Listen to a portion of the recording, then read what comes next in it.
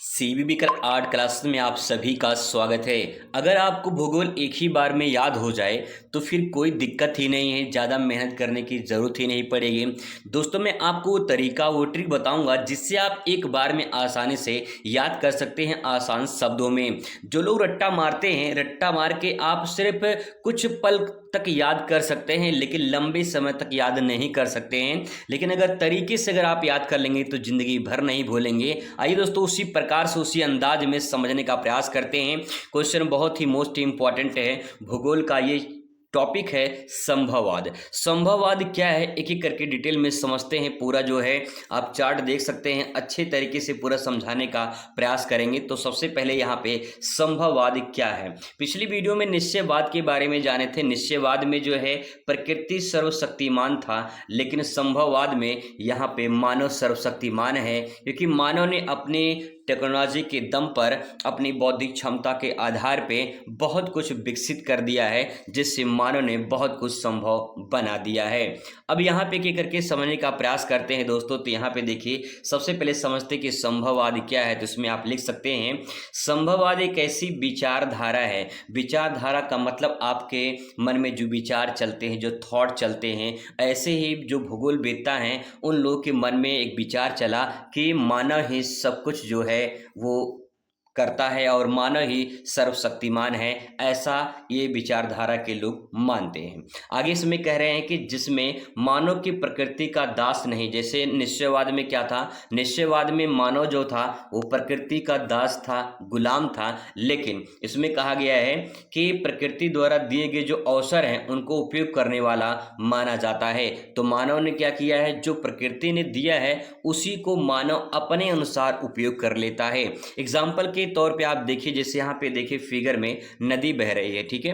अब यहाँ पे नदी बह रही है तो नदी पे अगर मान लीजिए कोई डैम बना दिया, ठीक है। अब नदी पे डैम बनाने के बाद वहाँ पे बिजली उत्पादन होगा, मत्स्य पालन होगा, झील बनेगा, पर्यटन का बढ़ावा होगा। तो कैसे संभव हुआ, मानव की बौद्धिक क्षमता और टेक्नोलॉजी के आधार पे। तो यही प्रक्रिया तो संभववाद कहलाती है। जो प्रकृति के संसाधन है उसी को मानव उपयोग करके अपनी आवश्यकताओं की पूर्ति करता है, ठीक है। तो संभववाद की मूल सिद्धांत इसमें आप देख सकते हैं कि प्रकृति क्या देती है, अवर देती है, मतलब अवसर देती है कह सकते हैं, ठीक है, अवसर देती है। और मानव अपने बौद्धिक क्षमता और ज्ञान का उपयोग करता है और अपने जीवन को सुविधाजनक बनाता है। ये पूरी प्रक्रिया दोस्तों संभववाद कहलाता है। बहुत ही सिंपल सेंटेंस है, आसानी से आप इसे समझ सकते हैं कि प्रकृति ने जो दिया है मानव उसको अपने अनुसार उपयोग करता है, अपने तकनीकी और अपने बौद्धिक क्षमता के आधार पे। इसी प्रक्रिया को संभववाद कहते हैं। आगे दोस्तों इसमें लिख सकते हैं कि प्रकृति मानव के सामने कई संभावनाएं प्रस्तुत करती हैं और मानव अपने बौद्धिक क्षमता, ज्ञान, तकनीकी और आवश्यकताओं को अनुसार उनमें से संभावनाओं को उपयोग करता है। तो इस प्रकार से इस प्रक्रिया को हम संभववाद कहते हैं। आगे दोस्तों टॉपिक को आगे बढ़ाते हैं तो आप यहाँ पे देख पाएंगे संभववाद का मतलब कह सकते हैं प्रकृति अवसर देती है और मानव अपने बौद्धिक और जो है तकनीकी का उपयोग करके उसे संभव बना लेता है। अब बात करते अगर आपसे पूछ ले बहुविकल्प में कि संभववाद के संस्थापक कौन हैं, तो संभववाद के संस्थापक हैं विडॉल्ड डी लाब्लास। विडॉल्ड डी लाब्लास जो है ये फ्रांसीसी भूगोलवेत्ता हैं और इन्होंने जो है सर्वप्रथम संभववाद का जो है परिभाषित किया था। तो इसीलिए जो है इन्हें संभववाद का जनक या संस्थापक माना जाता है। ध्यान रखेंगे संभववाद जो शब्द है ये लुसियन फेब्रे ने दिया था, ठीक है। तो यहाँ ध्यान रखेंगे लुसियन फेब्रे ने शब्द दिया था लेकिन एक्सप्लेन जो है वो विडॉल्ड डी लाब्लास ने किया था। तो इस प्रकार से कुछ समर्थक यहाँ पे जीन ब्रून्स, लुसियन फेब्रे, ये सब इनके समर्थक हो जाएंगे।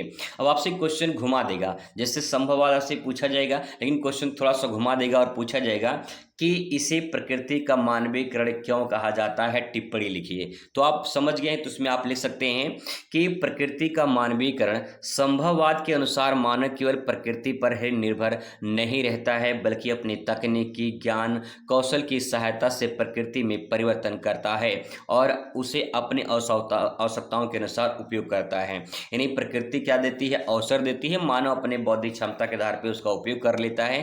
तो इसीलिए प्रकृति का क्या हो रहा है, मानवीय मानवीकरण हो रहा है, तो इसीलिए क्या कहा गया है, प्रकृति का मानवीकरण कहा गया है। आगे दोस्तों यहाँ पे उदाहरण के माध्यम से आप समझ सकते हैं, जैसे पुराने टाइम पे क्या होता था, पुराने टाइम पे जो है मानव नदी का पानी पीता था और उसी पर निर्भर था। लेकिन धीरे धीरे टेक्नोलॉजी विकसित हुई, मानव ने नदी पर बांध बना दिया और फिर बांध बनाने से बहुत सारे आवश्यकताओं की पूर्ति होने लगी। पानी को जो है नहर के माध्यम से खेतों तक पहुंचाया गया, यह संभव हुआ। ठीक है, फिर इसके बाद पानी से जो है जो डैम बनाया गया उससे विद्युत उत्पादन किया गया, ये संभव किया गया। और फिर पानी का उपयोग जो है शहरों में किया जाने लगा, ये संभव हुआ। तो प्रकृति ने जो दिया है, मानव उसका उपयोग करके बहुत कुछ संभव बना लिया है। आगे यहाँ परिणाम में आप देख सकते हैं कि मानव ने प्रकृति द्वारा दिए गए अवसर का उपयोग किया है और अपने बौद्धिक क्षमता से, अपने तकनीकी विकास से जो है उसे संभव बनाया है। यही प्रक्रिया संभववाद कहलाता है। ठीक है, आगे दोस्तों आपसे क्वेश्चन पूछा जा सकता है कि निश्चयवाद और संभववाद में अंतर बताइए। तो निश्चयवाद में क्या है, प्रकृति सर्वशक्तिशाली है, ठीक है, और मानव प्रकृति के अनुसार ही कार्य करता है, अर्थात प्रकृति का दास है मानव। लेकिन संभववाद में प्रकृति के जो है अवसरों को वो उपयोग करता है और उसके बाद जो अपनी बौद्धिक क्षमता होती है, अपनी तकनीकी होती है, उसका उपयोग करके बहुत कुछ संभव बना लेता है। तो इस प्रकार से दोनों का अंतर भी आप जान सकते हैं, अंतर भी आपसे पूछा जा सकता है। याद यहाँ पर रख सकते हैं कि निश्चयवाद में जो है वो मानव का प्रकृतिकरण होता है और संभववाद में प्रकृति का मानवीकरण होता है। यही पूरा इसमें खेल है कि संभववाद में मानव सर्वशक्तिमान है और निश्चयवाद में प्रकृति सर्वशक्तिमान है। इसी प्रक्रिया को निश्चयवाद संभववाद कहा जाता है। आई होप आपको समझ में आ चुका होगा। अगले वीडियो में जब मुलाकात होगी तो आपसे बात करेंगे नव निश्चयवाद के बारे में।